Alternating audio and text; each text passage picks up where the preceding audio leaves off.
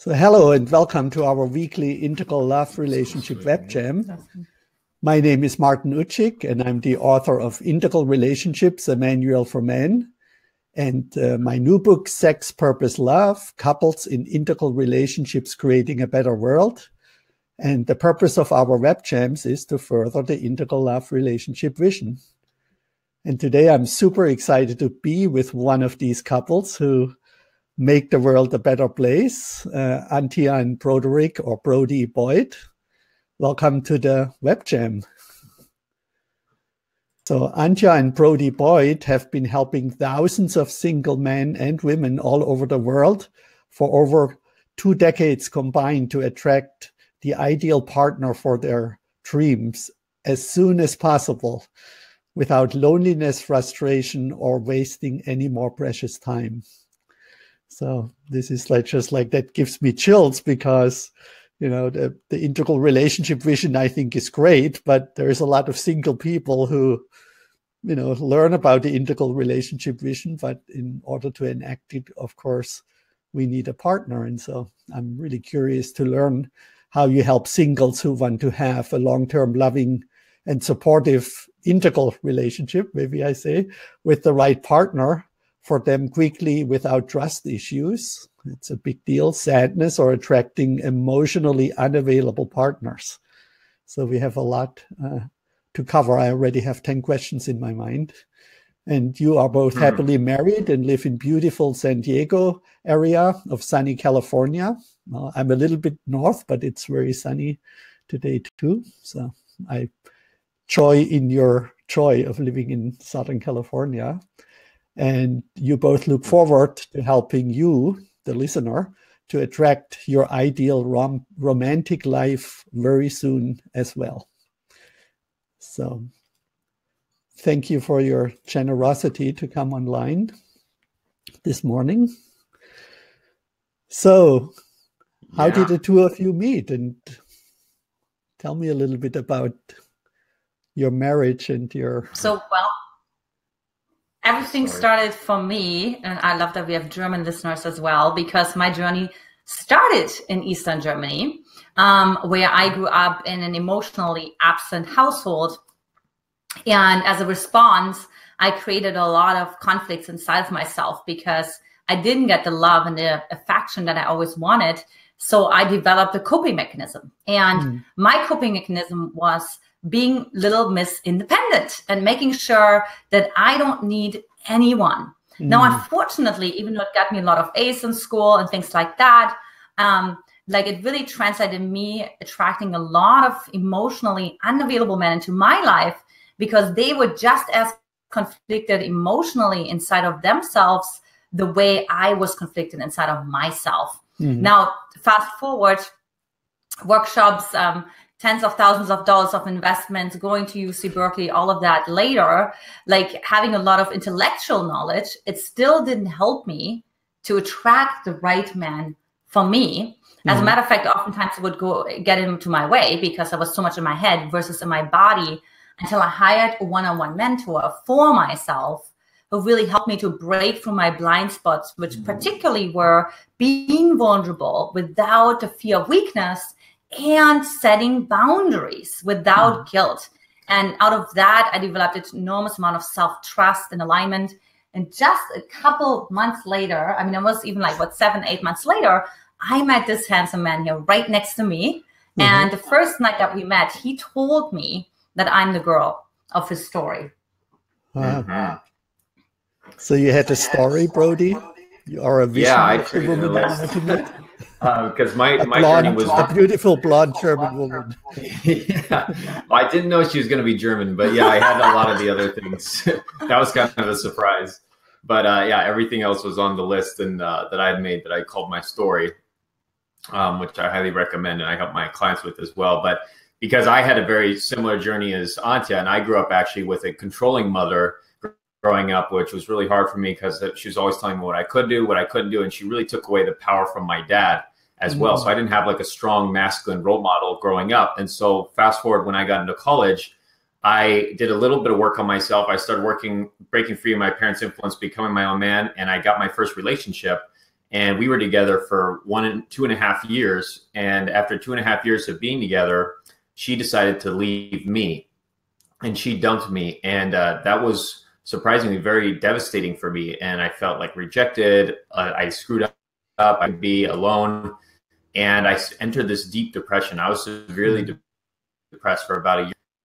In the depths of my depression, the deepest part, I remember one day I was sitting in my car and I just felt this gaping black hole in my chest, just bleeding out. And I was, what is going on? My life isn't working. And I started having in that moment suicidal thoughts. Oh, wow. And that was my darkest place. And fortunately, what happened in that moment, instead of going there, I had a stronger part of myself wake up and said, you know what, you could kill yourself, but what if instead you did whatever it took to never, ever have to feel this way ever again? And I started this journey of studying everything I could get my hands on, like Antia, reading hundreds of books. You know, Antia studied personality psychology at UC Berkeley. I got my degree in communications and interpersonal relationships. And and I went to all these different workshops, spent also like around $10,000 on all these different trainings and workshops and dating and in romantic relationships.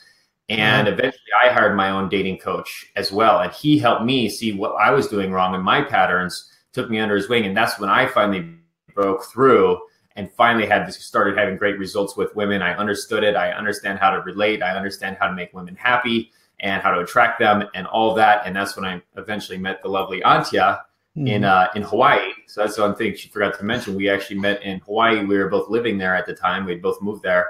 And shortly after she moved there, we met each other at a workshop, self-improvement workshop. And then eventually, connected, hit it off right off the bat. And the rest is history. I knew that night that we were also going to be doing big things in the world, helping others. And I told her, I said that night we met, I also said we have a huge responsibility to humanity, because I could feel in that night that we're going to be doing big things. We're going to be helping or something big like that. And so that's what ended up happening, and why we're so passionate about helping all the thousands of singles that we've helped all over the world, and speaking at Google and Harvard University and all the radio shows. It's really our passion.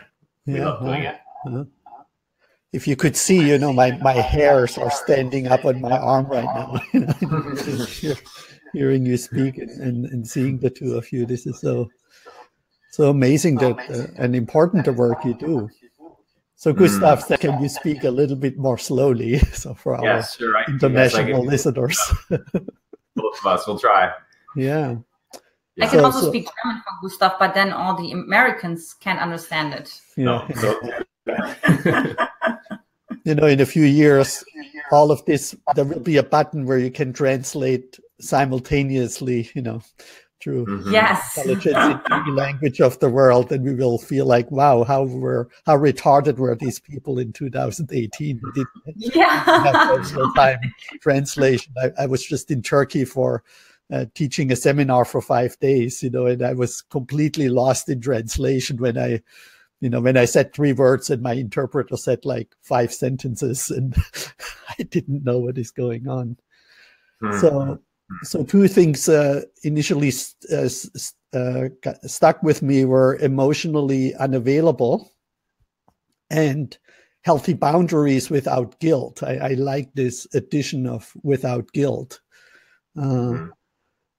So why don't we start there, and maybe you have a little bit more feedback. What does it mean, somebody being emotionally unavailable, and how we detect this in ourselves and in others? What can we do to become more emotionally available and help a potential mate to become more emotionally available? That's already 4 questions. Perfect. Okay, great. Awesome. Yeah. So that's obviously my field of expertise, because so when I said my mom was emotionally unavailable, what I meant was that she couldn't express emotions. I mean, she couldn't tell me I love you, or she couldn't even give me a hug, right? So she was instead she would like get angry, or she would just withdraw. So very typical. Or when I was sad, she would go into the living room and laugh at a movie. So completely like disconnected, right? Like there's no empathy. There's nothing. So it's really, so you really have to think about like a disconnect emotionally. Yes. And so how is, so when I started dating emotionally unavailable men, some were telling me, like, I just can't love you. You know, I don't know what love means. You know, I never learned to love. So oftentimes I say something like that. Or of course, you also notice it, right? If they are not emotionally expressive, right? If they're, you know, not going into their anger, not going into their sadness, if everything kind of falls a little flat. Yeah. So you say, how do you feel? And they like say, really, I'm okay. Yeah, exactly. Right. Or when it gets into an argument, and Brody is such a specialist in that, then they would just withdraw. You know, they just, I just can't deal with this. Right. So oftentimes I deal with, like, the woman gets upset and she really just wants to be heard. And he's like, I'm out. I just can't deal with this, dude. Like, I'm out. Right. And also, that's a very typical sign of an emotionally unavailable man in this case. But a woman would respond the same way. And so that's really important to know, because that means that somewhere inside of yourself, you are unavailable, right? Because we always feel attracted to that kind of person. Yeah, because you attract who you're being, right? Yes. So you have to see. So for me, it was, I wasn't available, and I wasn't available to my sadness, because I just learned to be the happy little Miss Sunshine. That was my nickname at my spiritual center as well. And so I really prided myself in that identity. However, because it was never cleared out, I was never moving through it, that every emotion that I was feeling, whether it was happiness or joy or whatever it was always mudded by sadness and anger. But it was very, very underlying, and very, like, sort of subliminal. Yeah. And so do you feel when we meet someone and we notice that they're a little or emotionally unavailable, do you suggest to then just walk away, or maybe see if this is a healing and growth opportunity for both of you? I mean, first, I would definitely look at myself, because obviously you attracted this person into your life.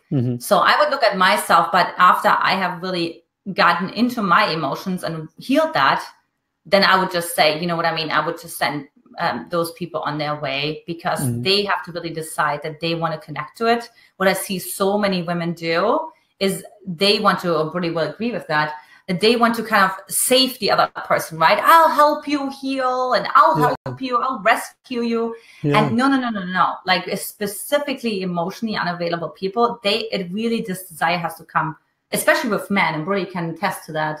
They have to choose to want that, versus like the woman saying, you should do that. I think you should do that. You should go to this workshop. You should learn to be more emotionally expressive. Am I right? Yeah. Yeah, I don't even like it. It's a pretending. I just want to inject real quick for our listeners. There's a great video with Mark Foreman that we recorded, and he made this nice differentiation between, helping and rescuing, and dealing with, with compassion and empathy, but also not getting drawn into this rescuer syndrome. But I'm curious what you have to share about that, Brody. The rescuer syndrome, yeah. No, what Antia just said. Yeah, definitely. We find that a lot of this also goes back to Antia studied personality styles and attachment theory at UC Berkeley. And so we teach a lot of this as well. And basically, if you're operating from an anxious attachment style, meaning that you grew up having parents that were more emotionally unavailable as well, like they weren't giving you the love or attention that you craved, then there's going to be a tendency later in life that you're going to do the same with your romantic partners, that you're going to create dynamics where you're attracted to people who are slightly keeping you at a distance. They're not quite opening up, and they're called the avoidant attachment styles. And so what that will show up as for men, that'll show up as being like the nice guy. You're being the nice guy. You're really pleasing people. You're wanting them to like you. You're wanting to do a lot of things for them, hoping that they'll like you and love you and give you everything that you want. But you never tend to get those needs met. And the women that you attract don't tend to give you everything that you want. And then with women, it tends to show up as what we call being like the doormat. That's the term we use for it's the nice guy for men, and it's the doormat for women, where you're also doing everything for the guy. You're doing everything for men, hoping that they're going to like you. You're doing their laundry, or you're chasing them, or you're taking care of them and doing a lot of things, but then they're not appreciating that. They're not really giving you what you need. So in order to switch that and become a secure attachment style where you can have that love, or stepping into your king, as we call it for men, or stepping into your queen for women. It's about being able to heal those attachment styles, heal those old patterns of love that you've had with your parents and early relationships, and be able to get more into your power where you can set boundaries more without feeling guilty. You can claim your desire more and speak up for yourself and what you want and go for what you want assertively, so you can be respected and not just liked. And that's a huge part of it. Is it's better to be respected than to be liked, as Niccolo Machiavelli said. I'm paraphrasing the political philosopher, because being liked is under the other person's control, but being respected is under your control. You know, someone could like you one day, they not like you the other day, but they can't help but respect you when you're able to stand up for yourself, to speak up for yourself, to go for what you want, to be strong. That they have to respect you. So that's going to make them more attracted and more committed to you, and you'll attract people that'll be more committed and respecting you when you're able to step into that.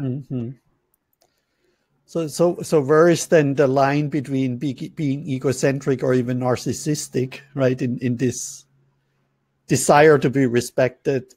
And, you know, because that's also a little bit feminine, masculine polarities. Deepak Chopra has this list of, you know, do you want to be loved or respected, for example, right? As a feminine and masculine principle. Yeah, that's a good point on the spectrum. So if you can imagine you have on one side, you have a nice guy for men and the doormat for women. And the other side of this spectrum, the other far, you might have more narcissism. You'll have like the asshole, as we call it, for women. So that's the extreme of the other side, right? Where you're an avoidant, you're pushing people away. You don't even really care about other people's feelings. And this side, the other people, the doormat and the nice guy, they're anxious and they care a lot about what people think about them. And they're very pleasing, and they don't really have a lot of boundaries. Now, the goal is you actually want to be in the middle. So you want to get into the middle where you have the best doormat and you have the also asshole and the bitch, meaning the parts where yourself, you're able to be more assertive, you're able to set boundaries, you're able to respect yourself. So all those traits you're taking with you, you get into the middle. And once you're in the middle, you can become what we call the queen or the king, as a man or a woman, the king or the queen, where you're a perfect balance of both of those things, where you can be liked and respected, because the goal is actually to have both. You want to be liked and respected, but you need to have those both of those energies in order to get there. And that's when you're going to attract a healthy partnership and a healthy dating and romantic life, because you're not going to be attracting people that are abusing you, nor will you attract people that are not standing up for themselves and letting you walk on them, which isn't going to be fulfilling to you ultimately either. My girls, they know I love Jack Nicholson and the movie As Good as It Gets, so they just gave me that magnet. The happier. And of course, I don't agree with that statement, but there is some wisdom in it. So, and it helps to get the balance about that statement for a long time. Definitely. I mean, because ultimately you want to get into balance, right? If you've been so concerned about what other people think about you for so long, you might need to go through a phase for a little while where you really don't give a fuck what other people think about you. You don't care at all. And you are kind of more of an asshole or more of a bitch. Sometimes people have to go a little bit to the extreme so then they can get into balance. Ultimately, you don't want to stay there, but you want to get into that balance where you can have that respect and the liking from people. Yeah, I think that's very important. Thank you. I'm trying to remember to speak that story and stuff. Pardon? I was just reminding to try to speak slower for Gustav. I get excited and I could speak a little faster.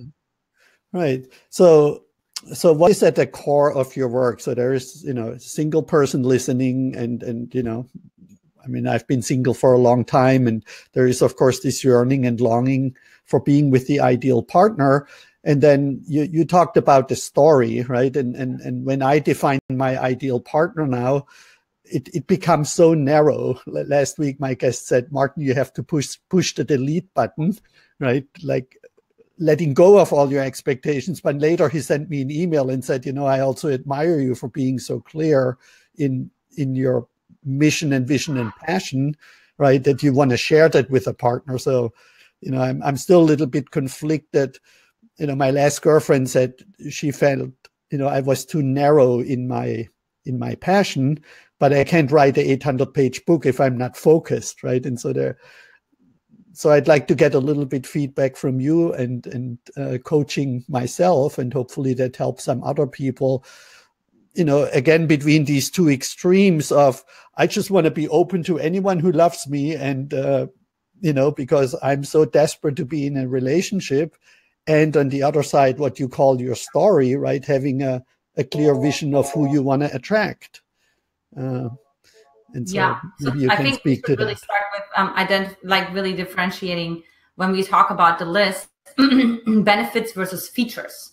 So a lot of people bring a lot of features and say, oh, she needs to be, you know, 5'5" and 130 pounds or whatever it is. You know what I mean? Like, so you have like your feature list, right? But like the benefit. That's more the exterior, would you say? Exterior, right? But it could also be like, let's say he's a morning person, or he's an athlete, or whatever, right? Or he has a degree in this. And, yeah, he has a master's or whatever, kind of right? Career. Yeah. And so we're like, the brain is just making up those features because it thinks like, so that kind of person I want has those features, right? So we're looking at, okay, so when you have those features, when you have someone who is a morning person, when you have someone who's an athlete or whatever, like, why is that important to you, right? So then now we're going more into benefits, and that is way more important, right? Like, I want a morning person because I'm a morning person, and I feel like, you know, we can go on walks together. So I feel that sense of together. Oh, so you really want more the sense of togetherness.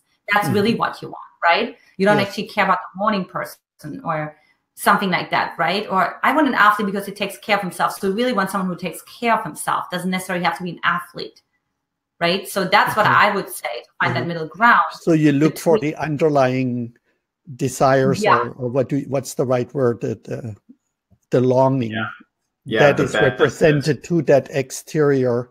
You know, in Indigo we have these quadrants. We have the exterior and the interior, and we try to make the connection to the interior.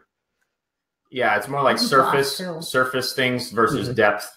So to go from the surface to depth, you have to ask yourself why. You know, in the Greek method is the 5 whys. Why do you want that? Why do you want that? Why do you want that? Why do you want that? And you can get really deep to what you actually want, and focus on that. Focus on how you want to feel, or, you know, those the parts of your purpose that's deeper. That's going to help you, for one, attract the right person faster, but also to make sure you get the right person. Because sometimes people get distracted by those features and they end up with somebody that they're not even happy with because they were too focused on the surface and not focused on the depth enough. Yeah. So do you ask then people, like, if you would have that, how would that make you feel? Or if you don't have it, how would that make you feel? Yeah. Like attach a feeling to the connect the left and the right brain in a way. Yeah, that's a great question. Now, how do you want to feel having that person in your life? You know, what's the emotional person? Because that's usually on one of the deeper levels. Yes. And that's where you let go of this whole, like, you know, that we know we have the story because we have so many blind spots that we're not aware of, right? So my husband is 4 years younger than me. And I wanted a man who was 4 years older than me because my story was, you know, only men were like a little bit older have this masculine maturity that I was looking for, right? So now Brody is 4 years younger than me, but he had the masculine maturity. So that's what I really wanted, right? Or, you know, I wanted somebody, you know, I was thinking on like a PhD or something. And Brody became an entrepreneur very early on. But I wanted a PhD because I wanted somebody who had read more books than I have. And Brody has read way more books than I have. So again, right? Like, so in my little world, the only way how I could get that was through a PhD. I didn't even know different realities existing, right? And that's why it's important to really look at what is it that you want at the bottom line, because you're going to get all of that, right? But you might not get the feature because it's not the feature that you're really looking for to begin with. Yeah. So, of course, you're both very radiant, educated, beautiful people. And as I was thinking about our web jam this week. Stop. I'm very taken by you right now. But, you know, this week I or last week, there was a lot on TV about implicit racial bias. Right? I don't know if it's just, from Starbucks. From yeah, Starbucks, there was right? the Starbucks, and then there was this this whatever Roseanne woman. I'm not a TV watcher who had this big TV show that got canceled, right? And so people talked on PBS and stuff about implicit racial bias, where we say, oh no, I'm not racist and I'm not biased, and then they show people how we're unconsciously, right, racially biased. And where I'm going with that is that I realize that we're also have sort of like an implicit romantic bias, right? Where we say, oh, I'm not interested in exterior, right? But then maybe there is this implicit thing where okay, Cupid, they did a lot of research about that, where, they had the same face, the same profile. And of course, for me, they put hair on the same person, I mean, with Photoshop, and then they took the hair off, and they looked how many responses that man, for example, would get, right? And men with hair got 70% more responses than men without, right? But when I mentioned that, basically no woman says, oh no, that's so superficial, I wouldn't care if he has hair or not. And I think there are many factors like tallness and hip to waist ratio in women and certain features, right, that where people say, oh, that's so superficial, but we have that implicit romantic bias. I think that's sort of like a new idea that I kind of had, or coined that term, implicit romantic bias. And so how I mean, what's your response to that, and how do you potentially overcome that when you notice that your clients, they say one thing, right? I want a person who's intelligent and I want to feel that in that way. But then you realize that there is a lot of other sort of like implicit biases that are not conscious, right? Where they say, okay, here is the perfect person who meets everything on your list. And they go like, nah, I feel like for me, have the right features. So for me, like my clients are like kind of like I always see it like as my girlfriends. I'm like really protective of them, like my girlfriends. And for me, a goal is like, if I wouldn't introduce this man to my girlfriends, I wouldn't introduce them to my clients, right? So it's like not. So I'm really looking at, okay, based on what she sent to me, she sent me maybe like a sort of a visual idea of a man, right? So obviously not like the ideal. But so I kind of like have an idea, right? Because I do believe that, like in a way, we humans, we have a superficial side to us, right? And I wanted somebody who was tall, dark hair, blue eyes. And I remember my friend was telling me, what if he has brown eyes? I was like, then he's not the one. But the thing was, I knew it like from my visions. Like I just knew that he had dark hair and blue eyes, right? Like don't ask me why, but I always knew that. So it really depends on where do you have this feeling from. Is this just because you see it on TV, or is it really like a super strong vision where you just know, no, if he has blonde hair, he's not the one, So that's like really important, because what happens oftentimes is a lot of women want good looking guys. So then they can be sort of like proud of them, when they go out, and they can say, look at my new boyfriend, he's so hot, or he's this model, whatever. But so that's really about like being honest with themselves. Like, what is it that they want, and then also like matching it to quote unquote their looks as well, right? Like, so if they're like, if they take care of themselves, sure, they can say, I want a man who takes care of themselves, right? Remember, you're being, right? So you can step into that power. So it's just got to be balanced. And then the other piece I want to say about that is that that's really more like the human level.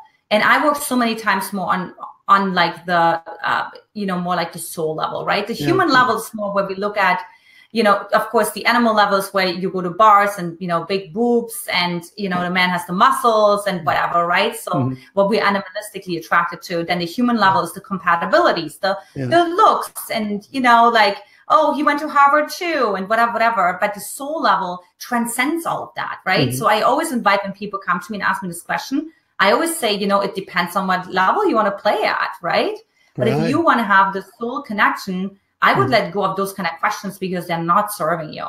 Yeah. And I've seen really all kinds of couples come together on a soul level that you would have not put together immediately, and that you might have been even surprised by that they were attracted to each other. Yeah. So Eric Mutin, who we will have on the show, who's also in a couple with one amazing woman, said have different levels of maturity and ego soul development. Sex object and success object, and so how do you? I mean, how many clients do you have, or how do you see this balance of the material, the body, the mind, the heart, the emotional availability, the soul level? Right, there's like a kind of a hierarchy, right, of going deeper and deeper. Yeah, when people go deeper into to the soul level and the spiritual, does that somewhat override then the more superficial material and physical, or is it more a transcend and include kind of thing? Yeah, I think it can include. I think the key is, like what we talked about earlier, is that self-inquiry and the self-exploration of being willing to go deeper. And why do you want that? Why do you want that? That's how you can get to the soul level, is you keep inquiring of what's really driving you, lead down to, it often will lead down that rabbit hole, will lead to things that are more spiritual, like a sense of meaning, a sense of purpose, how you want to feel about yourself. Once you're clear on those things, that'll really can drive you finding that partner where, they can be the physically what you're looking for. They have the hair color you're looking for, or they're the age range, or all those things. But then you're also getting that sense of depth with them too. Like, oh, I can build a life with this person, or this person can help me to fulfill my purpose, my mission in life. I can see us being a power couple, or a power partnership. So you can have both once you're clear on that. But if you're not going depth within yourself, you're not depth in your search for your partner.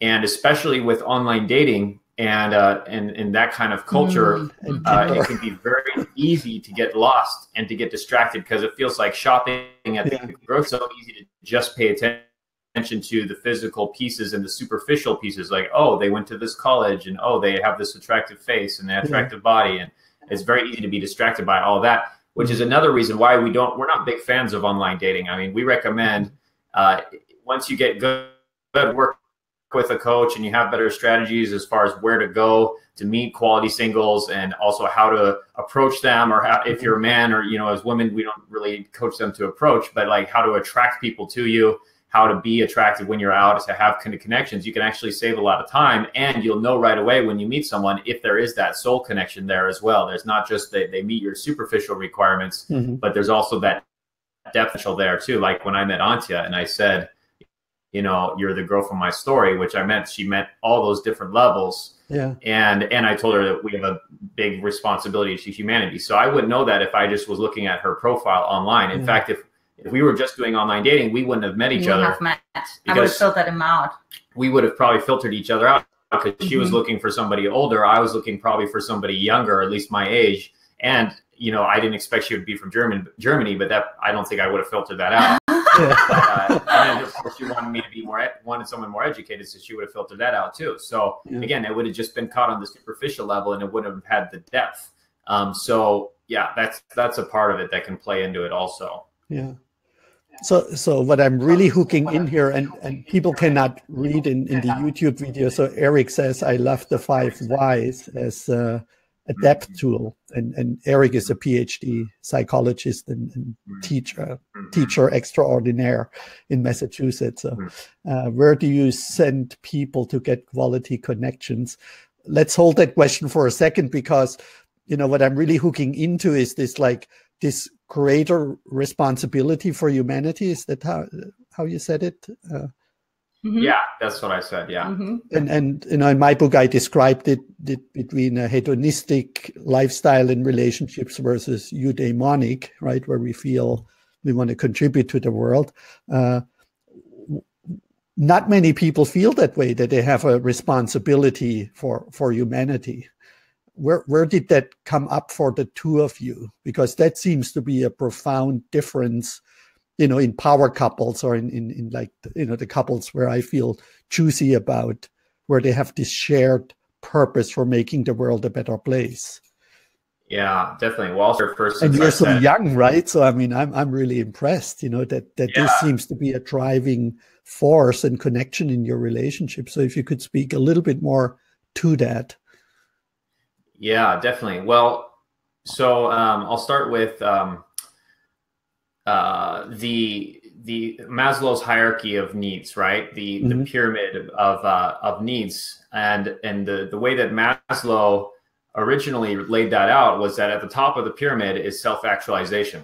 Yes. So the goal of life is really to self-actualize, according to Maslow. And so once the other needs are met, in theory. Yeah, once the other needs are met, right? As an individual. So there's the individual growth and self-actualization at the top as the pinnacle for life. But then there's also, I believe, a couple as a couple can actually self-actualize as well, can actually self-actualize.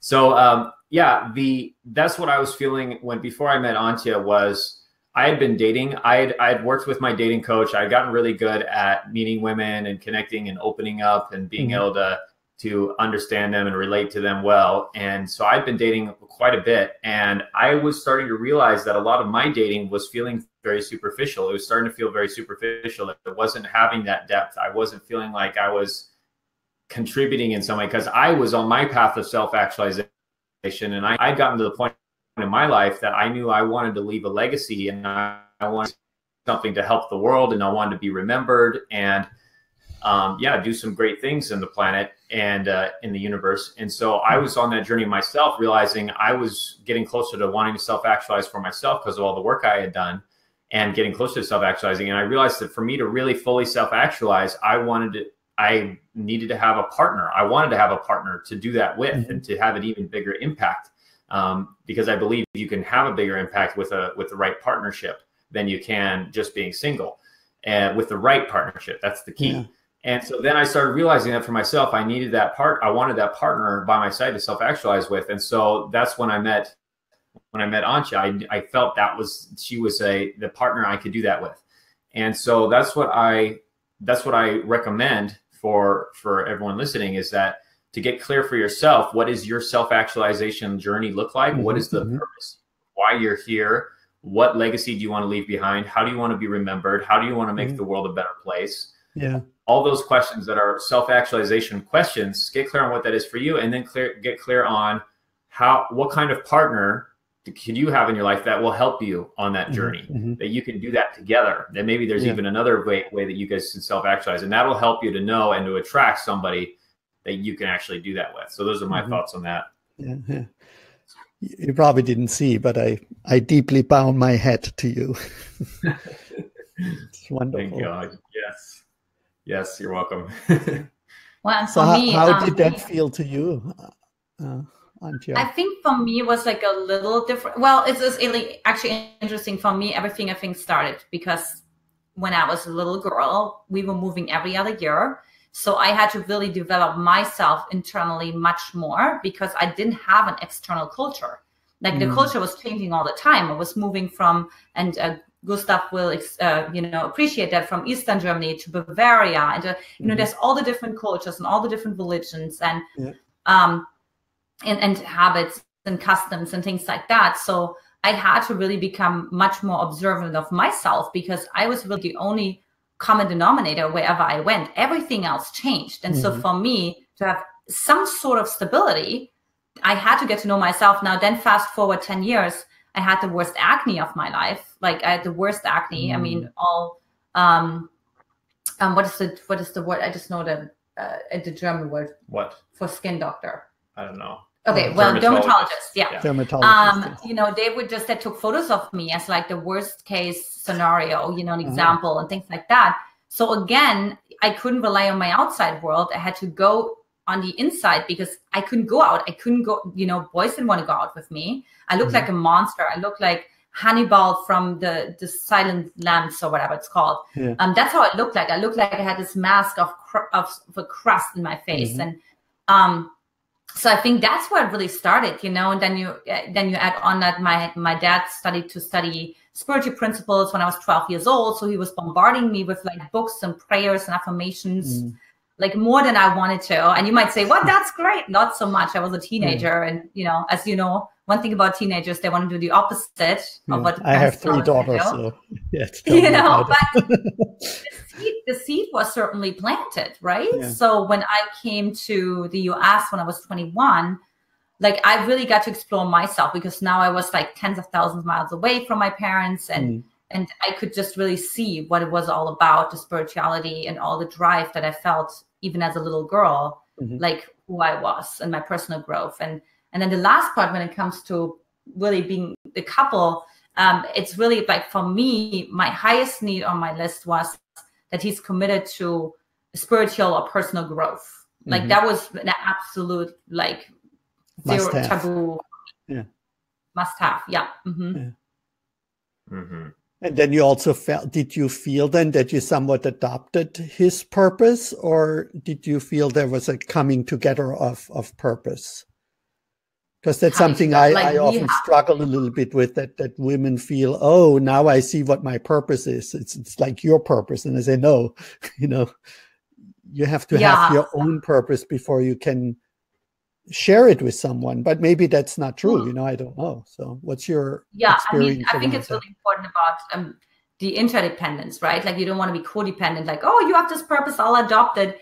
And like, no, it was really crazy. Brody and I, we had studied the same books and mentors. So we really had a super similar, not the exact same, but like a super, super similar. Complementary, you would say. Complementary is the word. Yeah, it's very complementary, and also very similar, because she'd have been helping singles. I'd been helping singles. We both had passion about dating and relationships and masculine, feminine dynamics. And we saw that as part of our purpose. So we had a very similar purpose together. So I think that's what will happen. Yeah. When you are really clear on your purpose and you're self-actualizing, and your intention is to bring in a partner who you either, that's what I'd say, you either share the purpose together or you complement your purposes. That's the goal. If your purposes are not aligned, that's going to be very hard to make the relationship last long-term. I feel it has to be, like you said, it has to be either shared or complementary, because that's the depth. That's part of the depth piece. And if you don't have that depth piece, it's just the relationship is going to stay on a superficial level, and it'll be just like roommates, or just eventually like just friends, or just, it's just not going to have that, you know, or be very dramatic. There's going to be a lot of arguments and fights because it's not that shared alignment. And so, it's not going to be very easy. Yeah, that's why I called my book, you know, Sex, Purpose, Love. And actually, I know it's 220,000 words, and 125,000 words is just on purpose. Yeah, because just the purpose part, big topics, it went so deep for me, and it was really exciting. And then leading to a different kind of love relationship that obviously the two of you enjoy. So what's the magic trick? What's the secret? You know, that I guess a lot of single people who listen to that right now go, okay, so I got all that, right? I have the theory down, and still I'm single, right? So what am I doing wrong, or what should I do differently? What am I missing? Yeah. What do single people miss, right? That keeps them single for years and years and years. Yeah, I love that you said like that. Now I got this all down, like theoretically, right? And that's what we see so much. Like the women that come to us have taken dozens of workshops and seminars. I mean, you name it, all over the world oftentimes. But it's all just mental, right? There's nothing that's really embodied. When I ask them, like, where do you feel that in your body, right? How did you feel when you went out with this guy? You know, they really need to think about that, right? And go through all of their theories and all of the concepts and everything that they learn. I'm like, oh my gosh, no. Like, you need to really see where's your, I call it the vulnerability threshold in your body, where you're like, you just let it to trickle in, and maybe it stops at your heart, or it stops even at your throat, where you're not speaking. You know you need to speak. You know you need to say no and set boundaries, but instead you laugh, or you make a joke out of it, or right. So oftentimes for women, like a lot stay stuck in the throat, where they tell me, yeah, I've heard that before. I'm like, yeah, I know that you heard that before, but it's not integrating, girlfriend. Okay, so it's really, really important that they really, really integrate it and really see, do I have a pit in my stomach? What does that make me feel in that moment? Can I breathe? Do I feel like, oh, you know, I have a friend and she just almost feels like choked, right? When she's in certain situations. Am I sexually like really connected, or do I have shame around there? You know, just really making sure that all of the information is really integrated, right? And when it's integrated, then it leads to that transformation. And that's really oftentimes, and again, for the women, it's really about the voice. Like it's either the voice in terms of letting the anger, expressing the anger, really screaming. I mean, I have women who scream and then they laugh, right? Because it's so hard to just stay in their power or to stay in their assertiveness because they're afraid that their dad from 30 years ago is going to beat them or whatever it is, right? Like, so there's really something irrational inside of them that they need to start to heal. And it's really about like leaning all the way in. No longer one of this like 1 foot in and 1 foot out. And if it doesn't work out, I'm out, you know. Like for me, when I was really super committed, like after 8 months before I met Brody, that's when I was like both feet in. Like I was all in. There's like no way, no turning around. And that's what a lot of women don't want to admit to themselves, is that they have their back door. And so as long as you have 1 foot in, 1 foot out, that's what you will attract. That's what you continue to attract. You continue to attract men who ghost you, or you're going to date them for 6 months and then they ghost you, right? Or they're just emotionally just checking out at some point. So that's what's going to happen. So it's really about like taking a really good look in the mirror for yourself and being really, really honest with yourself, what you really want. So for women, of course, I'm a man, but it's probably also like kind of like opening up, right? And being more receptive to allow men. And letting go of control. And letting go of wanting to be right. Yeah. But then again, on the other side, we have the Me Too movement, right? And I have 3 daughters, and I know that often women then get sort of like unwanted attraction, right? One of my daughters just said, I'm now dressing like black and really unattractively when I go to the gym because I'm so sick and tired of being hit on. And she's a very open, you know, receptive person. So how do you balance that you get then the attraction from the people? You know, years ago, I saw a woman, she had a shirt on, it said, over big boobs, she said, I want men to look, just not you. And it took me years to figure out what did she mean with that. Right. Right. So, Wow. Oh, wow. So it's really about boundaries, right? So it's not just about, so what I really see with a lot of women who have their boundaries crossed is because they're either not setting boundaries or they don't enforce the boundaries over and over again. So meaning they might say one time no, but then when there's like another attempt, because it's like, is she really serious? You know what I mean? Like, or she's kind of smiling, or her body is incongruent, because of course it is, right? Is she going to say, you didn't hear me? I said no, right? So those are the 2 distinctions here, very clear. And that's what the women need to let go of, is that guilt, because that's why they don't set the boundaries. That they don't want to feel guilty. They don't want to feel like a bitch. And I always say, like, you have to risk to look like a bitch. You have to, right? And the right man will respect you for that. And that's really what so many women, where they need to take responsibility, right? Because we all have responsibility in this. And for us, it's really about being really rigid with those boundaries and really being, really learning. Like, I mean, I would love to see camps of young girls being taught to set boundaries and to use their voice and use their body. And when men, and what we've seen over and over, of course, Brody works with men respond to boundaries. They really do. They respond to congruent boundaries because that's a queen-like attribute. And guess what happens? The king inside of him, right, will be spoken to, because whatever archetype we're in as a woman, that's how we communicate to whatever archetype inside of a man, because men are also dynamic. They have different parts inside of them, and different women will draw out different parts in the same man. And that's what we women really need to own. So again, you know, this is not so easy for me to relate to from a female perspective, but it's sort of like the balance of being open and to smile and to welcome the right man in, right? But then also having the boundary without guilt to tell the man who, you know, who you don't feel attracted to or have the wrong motives, to say, well, you have good taste, or I appreciate that you respond to me, but, you know, please respect that I'm not interested, or something like that, you know, to balance these two. Am I getting that somewhat right? Yeah, absolutely. As a matter of fact, we talk about the compliment sandwich a lot, right? So you can still be open and send the man love and still be like, you know, I'm not interested, right? Like, you know, I'm sure you're a great guy, or whatever you want to say, but to be like, but just to be clear, I'm not interested. And also, I will tell you, Martin, like, women communicate too late. They need to communicate right out of the gate, because they kind of hope, well, I'm just going to do this and that, and I hope he picks up on it. No, he won't. He's a man. He has a wild man inside of him. He has a sexual drive. So sometimes you have to be more clear. And again, that's where women have to be willing to lean into the uncomfort versus saying, oh, I'm just going to send that little signal and hopefully I pray he picks it up so I don't have to feel so uncomfortable. So before we hear your wisdom, I just want to read what Eric shared.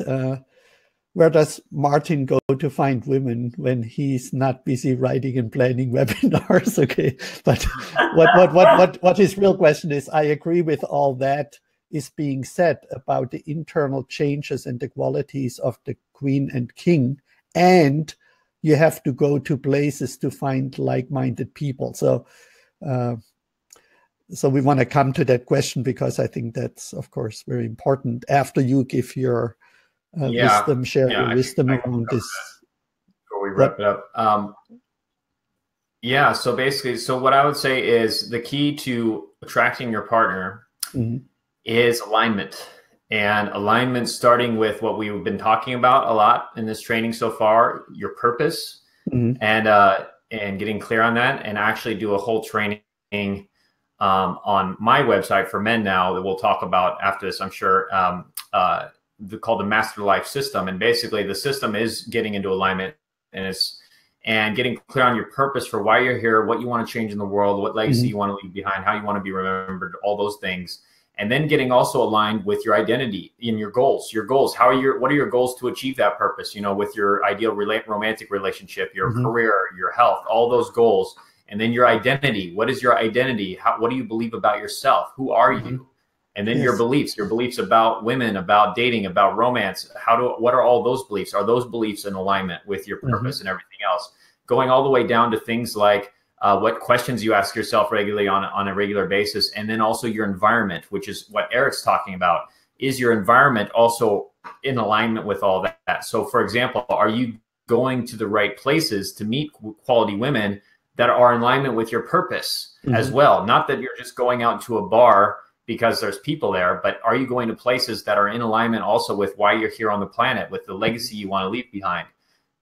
And shaping your environment, creating a social circle that supports your purpose and all of these other elements, and your overall life, your habits, so that you're naturally meeting women that are in alignment with your purpose and your goals on a deeper way.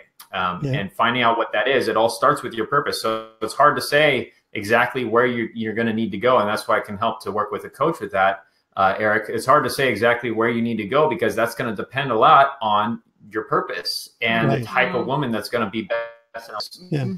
So if you want to rescue animals, you go to the animal shelter. And if you want to care about the environment, you go to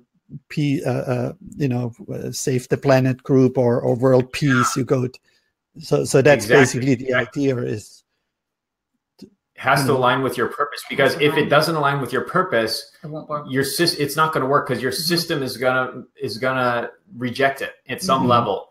So even if you end up meeting a woman at a bar and you have a great connection superficially, and you guys end up having sex and you're starting a relationship together, but you're not matched up with your purposes, something's going to happen. Either she's going to leave you, or you're going to leave her, or it's just not going to work out, because it's not in alignment. Like we said, your purpose also for lasting relationship, your purposes need to be either complementary or the same.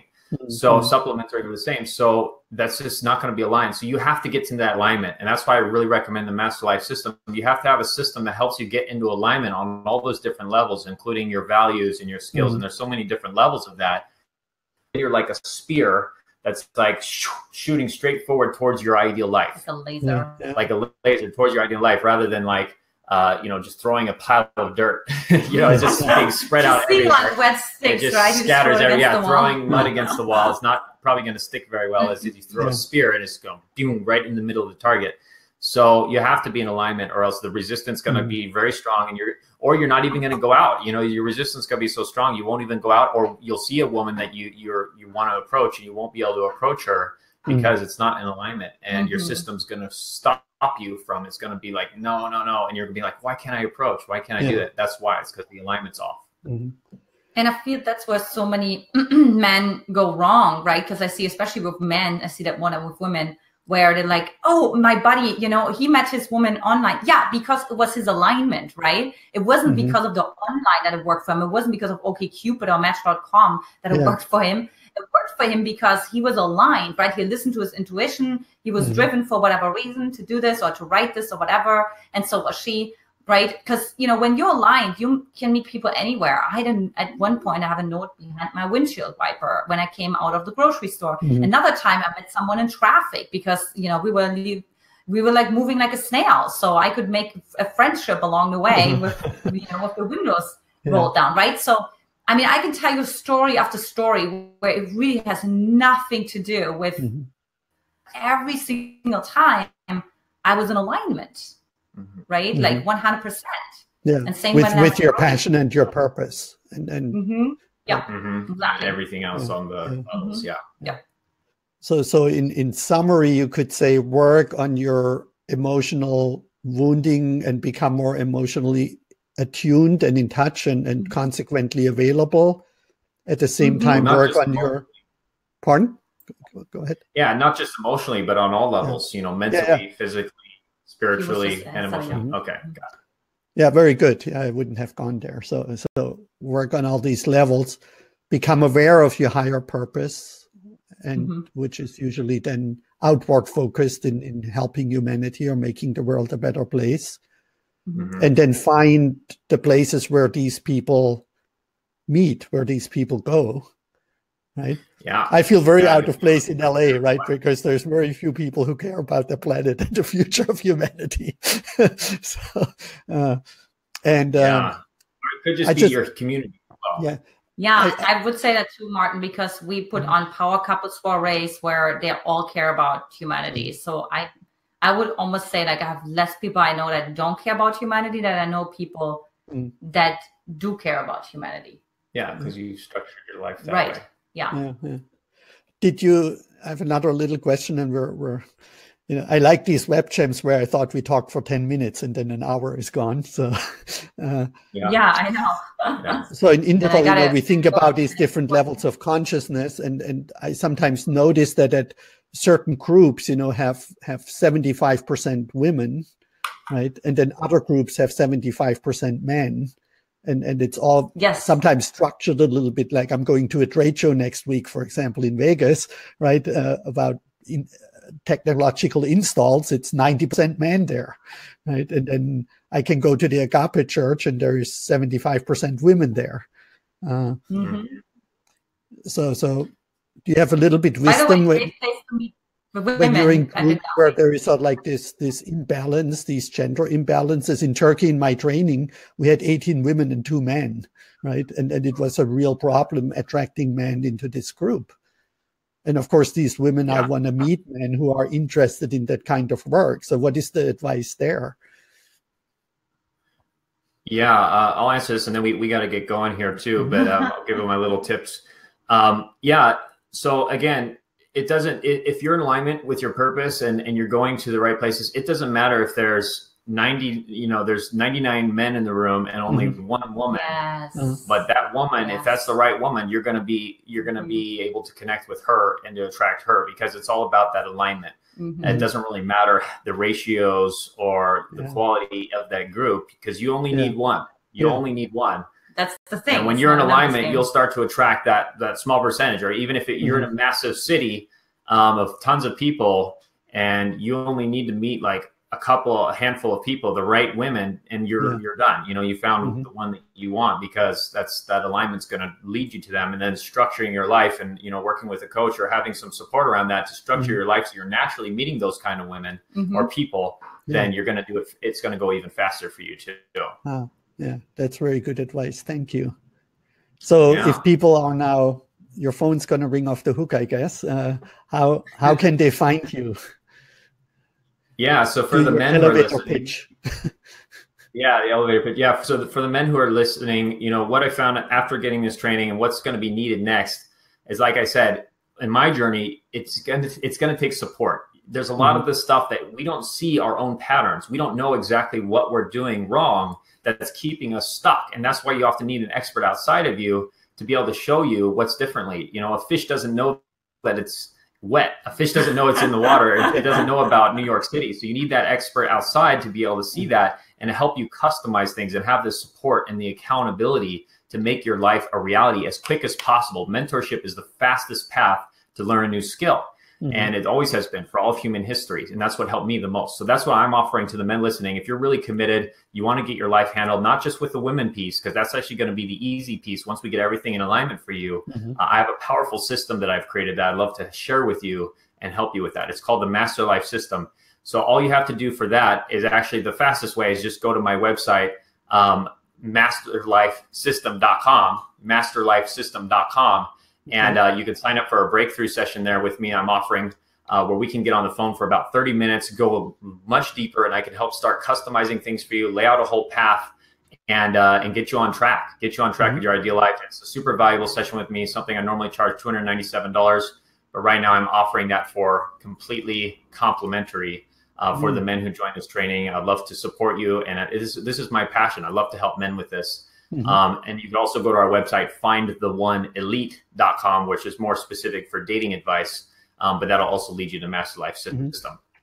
So that's my gift for the men. I'd love to help you support you with that. Oh, and also if you want, if you go to that website, I'll also be offering a training, a virtual training you can attend as well on the Master Life System as a gift for signing up for that. So it's I'm typing this the other side is findtheoneelite.com. So it's this one, right? Findtheoneelite.com. Okay. And then Antia has a gift for any women that are listening as well. Yeah, so for the women in the room who are like, I have all this knowledge, all this wisdom, but yet nothing is showing up, right? So I guarantee you have vulnerability thresholds. Magnetize the man. Clarity call with me where we get crystal clear what it is for you. Oftentimes it is the voice, it is, you know, the anger, the sadness, something stuck that you're not expressing, that you're afraid to express, to look stupid, or that there's some very severe consequences for that irrationally, right? So like I invite you to come on a call with me, to go to magnetizetheman.com so we can really break through those blind spots and those thresholds, because that means then you become truly aligned and congruent. I call it queen-gruent, okay? Congruent like a queen, and you attract your king in no time. Did I type it in right? Magnetizetheman.com. Yeah, we have those three sites, and so those are Find the One Elite will actually take you to Find the One our Elite sites. Is fine. Yeah, it's the same. So it's masterlifesystem.com, findtheoneelite.com, and magnetizetheman.com. Okay. Yeah, I do have a couple slots. I think I have 3 slots available for the Master Life System breakthrough calls. So definitely claim those as soon as you can. If you're resonating with that, you want to go deeper and get the complimentary session while I have them. I'd love to support you in that for the men listening. Wow. Thank you for your heart and your work and your generosity. I'm deeply touched and moved, and I will do everything I can to send people your way and promote your work. I think it's fantastic. And it really also feels, I mean, I'm 60 now. It really feels it applies to people at all age. And you have so much wisdom, mature wisdom. It's really very, very impressive. Thank you. Well, it's been a long journey. We've been studying this since we were very young. So it's been a long journey, and it's our passions. And that's the beauty. Once you're in line with your purpose, you can make a big impact. Oh, I misspelled magnetize the man. Thank you, Gustav. Oh, yeah. Gustav is always editing me. But it's fine because, it's the same.